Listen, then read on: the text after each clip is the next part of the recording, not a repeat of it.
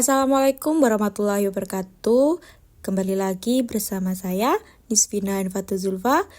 Pada pertemuan kali ini kita akan belajar tentang materi bioteknologi. Oke, mungkin kalian sudah tidak asing lagi yang namanya bioteknologi. Mari kita bahas setelah ini. Jadi, bioteknologi itu berasal dari kata bio yang artinya hidup dan teknos artinya teknologi yang berarti ilmu yang menerapkan prinsip-prinsip biologi. Secara klasik atau konvensional, bioteknologi berarti sebagai teknologi yang memanfaatkan organisme atau bagian-bagiannya untuk mendapatkan barang dan jasa dalam skala industri yang memenuhi kebutuhan manusia. Jadi, bioteknologi itu dibagi menjadi dua, ada bioteknologi konvensional dan juga bioteknologi modern.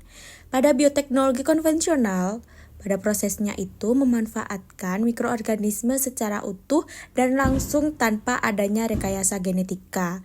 Sedangkan pada bioteknologi modern, praktek bioteknologi yang diperkaya dengan teknik rekayasa genetik dan teknologi reproduksi. Oke, selanjutnya perbandingan bioteknologi konvensional dan modern. Aspeknya, yang pertama ada teknik yang digunakan. Pada bioteknologi konvensional itu menggunakan fermentasi. Pada bioteknologi modern, teknik yang digunakan adalah rekayasa genetika. Selanjutnya, aspek pelaku. Pada bioteknologi konvensional tidak perlu keahlian khusus, sedangkan di bioteknologi modern itu dibutuhkan keahlian khusus oleh ahli kompeten. Nah, selanjutnya alat dan proses yang digunakan di bioteknologi konvensional itu alatnya sederhana dan pada bioteknologi modern itu alatnya sudah canggih dan mutakhir.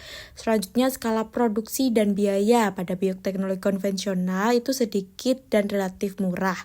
Sedangkan pada bioteknologi modern dapat produksi dalam jumlah banyak dan harga relatif mahal. Untuk penggunaan mikroorganisme, pada bioteknologi konvensional menggunakan mikroorganisme utuh secara langsung, sedangkan pada bioteknologi modern menggunakan sebagian-sebagian mikroorganisme DNA atau enzim.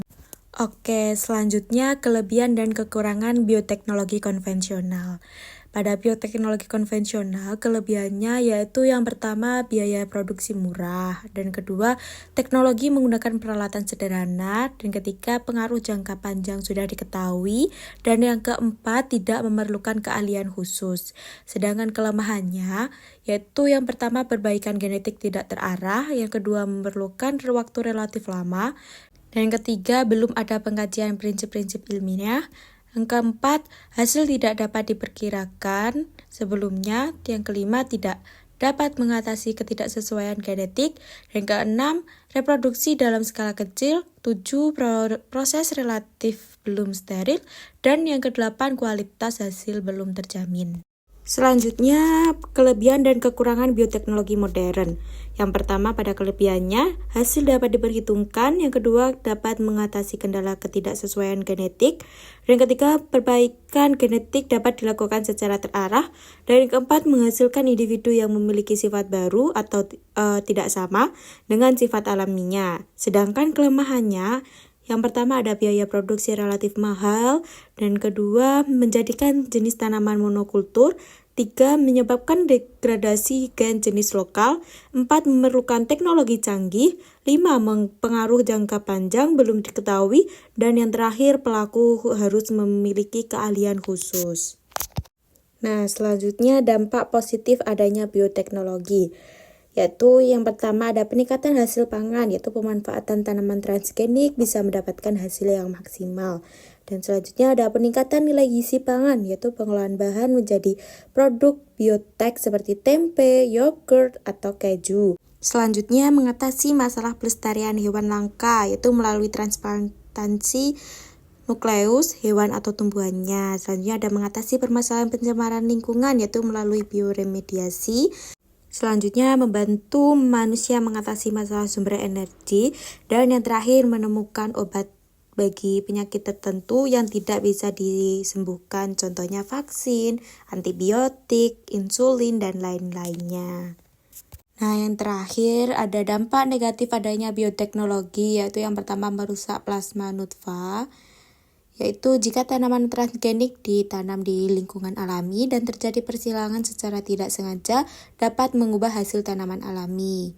Terus selanjutnya ada keberadaan tanaman lokal berkurang, para petani beralih ke tanaman transgenik. Selanjutnya munculnya cloning, membuat keanekaragaman berkurang. Hasil yang didapatkan dari metode ini membuat organisme menjadi seragam. Selanjutnya ada bahaya bagi kesehatan, yaitu produk hasil rekayasa genetika berbahaya jika dikonsumsi oleh orang yang rentan terhadap bahan kimia.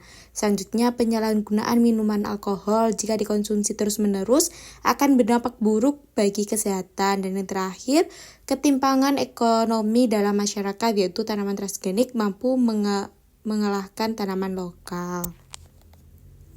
Baik, sekian pada materi yang saya sampaikan kali ini. Terima kasih sudah menonton.